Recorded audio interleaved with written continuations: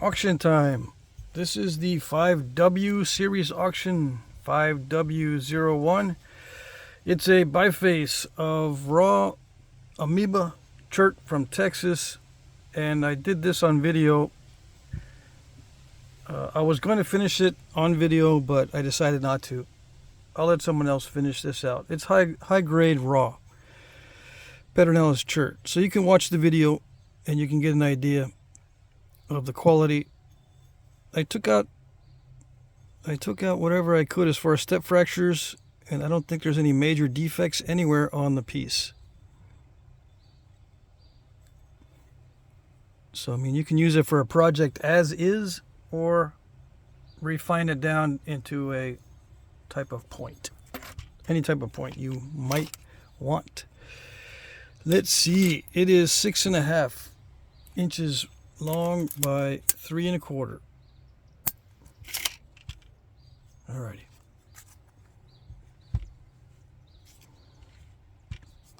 $5W02. I did this one on video. It is heat-treated petrified coral from Florida. It is translucent. Let's see. I got a light so we can see the translucency. Yeah. Or maybe not. It looks better. Well, yeah, you can. All right, so it's translucent. It's a very high-grade petrified coral. And it's heat treated to perfection. Yeah, 3 1/4 by almost 1 3/4. Well, 1 3/4. Yeah. All right. It's sharpened, but it's that pick at the edge kind of sharpening. Yeah. There's different kinds of sharpening. There's beveled sharpening. There's pick at the edge, bifacial sharpening. There's scoop out with bulbs of pressure sharpening. And there's probably another one that I missed in there somewhere. Okay. 5W03. Let's see. I made this off camera. Yeah, I think it was last night. I think this is the last piece I worked on last night. Yeah. I tend to put in this type of notching when I've got just a triangular preform. Yeah, I don't have the heart to put in side notches, because if you wanted to haft this, it's more secure, I think, to put in basal notches like this than to put in side notches. Yes, and also side notches sometimes were ornamental. They didn't even use them for wrapping. So this is probably going to be the shape I'm going to be making for hunting points. Yeah. Usually I just make a triangle for hunting. I've got some on offer this time. Just triangles for hunting, and you just glue them in place. Yeah. But if you want to wrap it, I think this is more secure. Anyway, just so you know, this is raw, high-grade, root beerish type chert from Texas. It is translucent, so it's kind of cool as far as that goes. Let's see, 2 5/8 by 1 5/8. All right.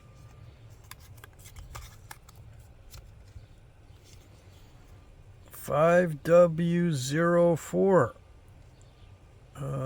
I made this off camera from a preform of heat-treated silicified something or other. It's a Texas rock, but it looks like it's some kind of silicified sandstone or something.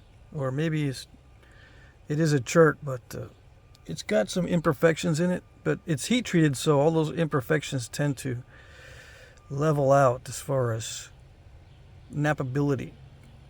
If you try to nap some of this stuff raw, the chalky areas are much different in consistency than the rest of the stone. But when you heat treat it, it becomes more consistent. Anyway, is it translucent? It is a little bit, but only around the edges. It's mostly opaque. And this style of notching is Central American right? Central American style of point, similar to Shumla, which is, on the border of Mexico and Texas, primarily. Yeah. What is the length? 2 3/8 by 1 3/16. Yeah, I mean, you can use something like that for hunting as long as they allow the notches and stuff on your broadheads.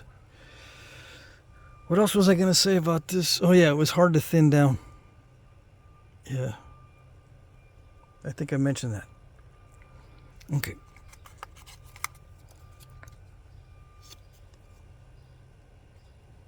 $5W05. I made this on video. I got a lot of compliments on this one. And yeah, the material is awesome. It's not only beautiful material, but it was easy, relatively speaking, to nap. Easy to nap. Yeah. Relatively speaking. Heat treated Georgia swirl chert. And I made a Hernando point out of it. Right? That's the kind of point. And I put little bitty serrations in it. Can you see? Just little bitty teeth on the edge. And a little tooth on the tip of the barb on each side. Yeah. Nothing fancy on the tip. It's just thinned down. It's got a little bit of red on the top. Overall, I like it. This is the kind that I would probably keep in my keeper case, but I don't have a keeper case anymore. Nope. All right. 5W06. This one I made off camera from a piece of Texas chert that was a long flake that I heat treated. It was, one of those junk flakes that was a little bit curved, I think. But it was long enough to get that. And it was pressure flaking extremely easily, so I decided to make a long, narrow point. These will break if the material is not good quality. Yeah. Especially with these side notches. And the multiple side notches is highly risky. Yeah. But yeah, I was happy with this one. High grade heat treat for sure. 2 5/16 inches long. And what style is it? It's a Toya style, although it's more of an art piece. The width down here is like almost 3/4. Yeah, almost 3/4 of an inch. Okay. And did they make stuff like this? Yep, they made stuff like this back in the day. Maybe not exactly, but multiple notched Toyas that were long and narrow did exist. Yep. All right. 5W07. I made this one on video. It is Knife River Flint or Knife River Chert. This style is called Huffacre, but I don't know if any Huffacres were made out of Knife River. I just did it because I like the style. Yeah, and it is a Northern Plains style of arrowhead, just maybe not as far north as the Knife River is found. Knife River has a lot of interesting qualities. Yeah. It can be heat treated. It can be napped raw. This one is raw. And it was not that easy to nap. I've napped heat treated Flint or Knife River, and it was much easier than this. But it has to be heat treated just right. Sometimes it can be heat treated with too much heat, and then it breaks easily. It becomes way too brittle. But in the raw state, if you can get it thinned down, it's pretty rugged as far as durability after you finish. But that durability makes it difficult to nap. I don't know. All right, so you can see it on video. I didn't alter it at all from the video. Sometimes I nap it or nap things off camera to kind of spruce them up a little bit, but I did not touch that one. 5W08. This one I finished off camera, but I napped the biface on camera. It's that greenish tint chert biface in the video where I napped a bunch of bifaces, little ones, and I took a family photo of all the little bifaces at the end of the video. This is the greenish chert one, and I put little teeth on it. Yep, because I like to put little teeth down there, down on the lower part of the blade, because it just looks cool. Yeah. The stem, yeah, this is an art piece. I took liberties with the stem. I don't know if they were made like this. I don't know if this matches anything in the archaeological record, in other words, but I thought it was nice. A nice little design. Let's see, 2 5/16 inches long. Yeah, sharp. Most of these are sharpened. I think actually all of these are sharpened with bifacial picking with a fine tipped pressure flaker. Bifacial picking at the edge to make it sharp. Yep.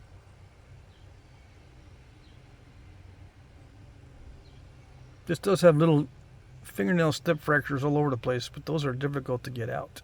Yeah. It was not that easy as far as napping it. It was tough to chert. Okay. 5W09. I made this one off camera. It's a Langtree style from Texas raw chert. I think this is Owl Creek tan or something similar to that. I'm pretty sure it's raw, but it napped very well.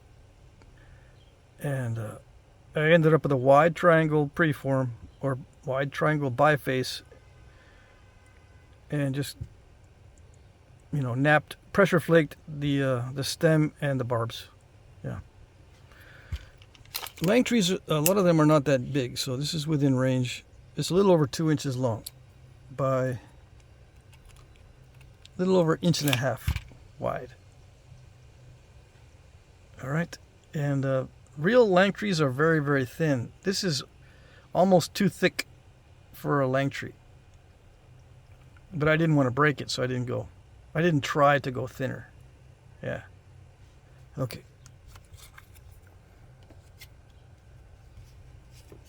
5W10. This one is a bit of an art piece from Mystery Chert. I don't know where I got this chert, but it's high grade. And I had napped it many years ago, but I left it as a little broken biface in my stash. It is translucent, but I don't know if I can get a good shot of the translucency. There it is. And it's raw. I believe this is raw chert. So it was a little bit tough to run long flakes on it. So that's why it got really narrow. And then I said, well, I'll just go with it, make an art piece. It's similar to a haze or another point that's similar, like a Turner point. I can't remember exactly. I don't know. Anyway, yeah, it's an art piece. Two and an eighth inch long. Okay.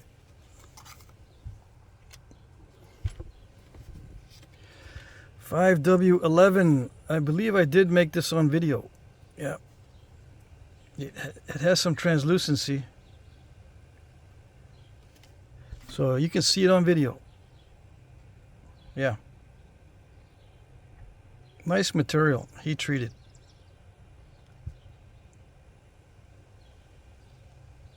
It's a Toya style.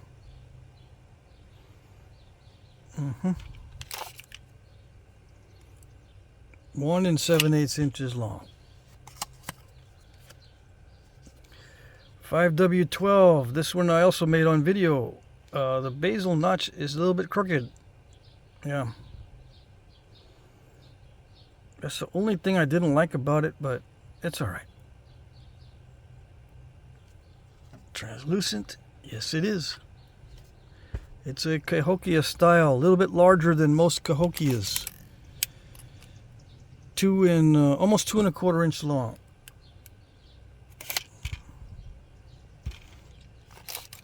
By 1 1/8. And it's a mystery chert. I don't know where I got it. Right? Because at first glance it might look like Georgia chert, but I don't think it is. Anyway, worked out well. It's on video. You can see it. 5W13. This one is just a point I made this morning from a biface of the same type of material as this one. I showed the biface in the video, the last video, with a bunch of little bifaces in it. And this is what it ended up as. It's just, this one's an art piece. I don't know what to call it. I intentionally put little ears on there, or little nubs, or knobs, or I don't know what you would call those, at the bottom, right here on the ears. And I put in some teeth, again with the teeth. Serrations. But these look more like teeth, because serrations are usually just depressions on the edge, you know, almost like notching. These are more like teeth, so I call them teeth. Yeah, I wasn't able to preserve the length of the teeth on this side, but this side I could, for some reason, nap this side a little bit better. The teeth were breaking off when I was napping that side. That's why it's not symmetrical. Yeah. It's a little bit thick because I was afraid to break it. What would I use this for? Well, since the stem is so wide, it would be that little dart point. 2 inches exactly. But, you know, you could use it as an arrow point. It's just a little bit thick and wide in the stem area, but you could still use it as an arrow point if you wanted to. Yep. Okay, 5W14. This is a set of hunting triangles, I call them. I mean, it's not a set. It's just various hunting triangles. When I get into making hunting points, a lot of them don't make weight, which means I take too much off and they're not the right weight. So I just offer them as random hunting triangles. This is 106 grains, 76 grains, and 106. These two are the same weight, but they're not the same size. But the reason why they're the same weight is because the larger one is thinner. Right? Yeah. Now, if you wanted to make them a matching set, all you would need to do is remove the bottom, pressure flake the bottom to reduce the length, because the width will match. See that? So all you got to do is remove material from the bottom until you get to like 76 grains. You can make 3 points that are 76 grains, or you can just leave them the way they are and use them the way they are. I think this is heat treated Georgetown, and these are 2 raw Georgetown. Yeah. So the smaller one, I think this is heat treat. I think it is. It's still tough, it still feels like it's a raw piece, but I believe it is heat treat. These are raw Georgetown. Okay. What's the sizes? 2 1/4 for the largest one by 1 3/8. 2 1/4 by 1 1/4. Is that right? No, this is 2 1/16. Why did I get 2 1/4? 2 1/16. Almost 2 1/8. And this one, yeah, this one's 2 1/4. This one is 1 7/8 by 1 1/8.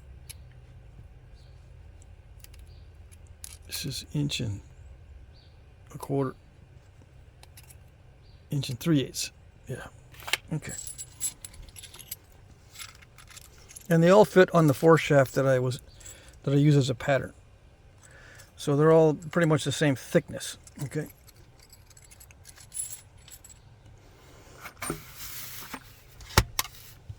Last but not least, 5W15. This is a small box of broken bifaces. There is the first one here is going to be banded obsidian, a biface of banded obsidian. I was going to nap something out of it this week, but I didn't, so I'm sticking it in here. I was making an extreme perdice point, but I broke off the barb because I was doing that last. I should have done it first. Yeah. And so it's a broke. Goes in here. I got some other brokes. I did. Let's see. Yeah, this one's I broke on video. This one I broke off camera. I was trying to keep that little pocket of whatever that is in the stone, but as luck would have it, it's just too weak in that area, so that's where it snapped. I did that off camera. Let's see, did I do this off camera as well? I don't remember. This is heat treat jasper. I think it's Georgia jasper. Very nice material. I know I broke this one on video. That one hurt. Yeah. That weakened it somewhat. Just enough to cause it to. They call this folding. It folded right almost in the middle. And then 2 bifaces I didn't get around to napping. Well, you can consider these preforms. This one is sharpened, except for the base, but it is sharpened on the edges. I almost had time to make something out of that this morning, but I ran out of time. So all you get is 2 sharpened edges. Yep. What is it? This is 2 3/8 inches long by, I don't know, 1 5/16 inches. And it's some kind of mystery chert. I think it's raw, but high grade. I think this is the biface for this one is in that video where I napped a bunch of little bifaces. Same with this one. This is in that video where I napped a bunch of little bifaces. I don't know if I got all of this on video or not. The refinement of it. I didn't sharpen it. It's just preformed. This one is sharpened. Okay, so you could use this as is as a hunting point, or make something else. Put some notches in it. This one needs to be sharpened, but it should nap easily. This one is the high grade Texas chert, raw Texas chert, same as this. These 2 came from the same nodule. Okay. All right. So yeah, I'm now using much smaller boxes for these boxes of broken bifaces, so I can send them out much more cheaply. And I can't put in a lot of stuff these days because I'm conserving my material, right? So I can't offer a bigger box. All right, that's it. Rules. These are my cheat notes. There's a better description in the description box. There will be an auction every Monday. It's not a live auction. I post it, I wait, and then I announce the winners later. Okay? Please look at my previous auctions to see how they work. Auction 3J has a demo on how to bid. You can just type in Jack Crafty Auction 3J. It'll bring you to that video if you know how to search YouTube. You bid in the comments section under one of my pre-populated comments. That means I put the comments in before you get a chance to. Yeah, I fill the comment section with comments that describe the items in the video. And then you bid or reply under one of those comments, whichever one you want to bid on. Now, if you don't know how to do that, or you get confused, or for some reason you just absolutely can't do it for technical reasons beyond your control, make sure you put the item number with your bid. Like I bid $25 on 5W06. Write that in the comment section so I know which one you're bidding on if you're not able to put it in the correct spot. All right? I will like your comment if I see it. Sometimes I don't see comments. Sometimes other people don't see comments. YouTube's not that great in terms of reliability. So if I don't put a like on your comment, it probably means I don't see it. Now, at first, I don't check the comment section very often, but as the time approaches the end of the auction, I check a lot. So if it's starting to approach the end of the auction and you don't see a like on your comment, ask me, do you see my comment? Type in a comment that says, do you see this comment? Ask me that question. And if I see it, I'll say, yes, I see this comment. If I don't, you're not going to get a reply. If you don't get a reply, that means I'm not seeing your comments. So send me an email. My email is jackcrafty2@gmail.com. It's on my channel. Everyone knows my email pretty much. I'm trying to think where else it's posted. But anyway, email me. Make sure it's not really close to the end of the auction, because sometimes emails take a long time to reach me. And as luck would have it, sometimes it never reaches me, and it's the only email you have ever sent in your whole 30 years of being on the internet that has never reached somebody. Yeah, I've had that happen. Okay? Sometimes I don't get them. It's not even in my spam folder.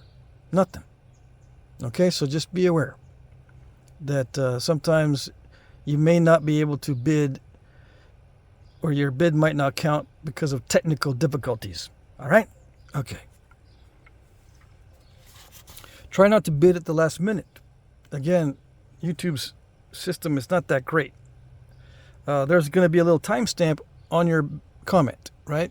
But sometimes that timestamp is off by up to 2 minutes.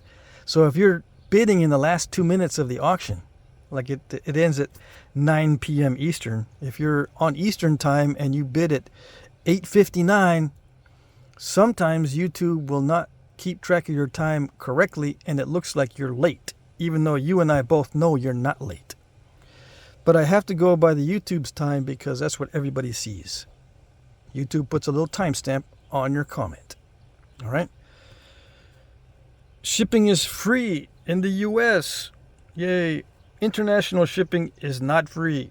Ooh. But what I do is I add $10 for a lightweight package, and I add $20 for a heavy package if you're an international bidder and you win.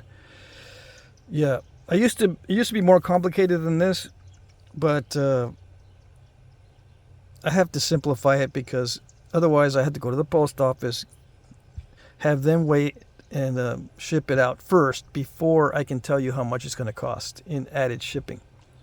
Okay, but this way I'll just eat the cost. If it's a lot to ship it, I don't care. I'm just going to add $10 for a lightweight package and $20 for a heavy package, and I'll determine that when we are arranging payment. Okay, I'll tell you if it's light or heavy, and I'll say if it's added $10 or added $20. Okay. I will provide tracking numbers. Oh yes, all shipments will be from the post office with a tracking number. I accept PayPal, which is my preferred method of payment, Venmo, Cash App, checks or money orders, or payment by an electronic invoice that you can pay with a card, debit card or credit card. I can send you that invoice electronically. You just click on the link in the email, and it'll bring you to a place where you can pay with your card. Okay? Winners will be announced at 9:01 p.m. Eastern Time, but the auction ends at 9 on the top of the hour. I wait 1 minute before I start announcing winners. Okay, but it ends at the top of the hour. So if you're on Central Time, the auction ends at 8 p.m. If you're on Mountain Time, the auction ends at 7. If you're on Pacific Time, the auction ends at 6. So pay attention to your time zone. All right? That's very important. Now, you will be notified in the comments section if you are the winner. Please email me your info if you are new. Okay? This is very important. Obviously, if you're new, I don't have any information on you. I don't know your real name. I don't know your address. And I don't know the payment arrangements. So you need to email me. Now, there's no private messages in YouTube, so I can't remind you that way. You'll have to keep track of what's going on in the comment section. And if I announce you as the winner with a comment, because I'm going to comment under your comment that you're the winner, then you need to email me if you're new. Now, if I've already done business with you, you don't need to do that. I have your information on file in my notebook. Yeah. But new guys, please pay attention to the comment section. All right. That's it for the cheat notes. All right. Hope you guys liked this week's items. I hope you guys had a nice weekend, and good luck.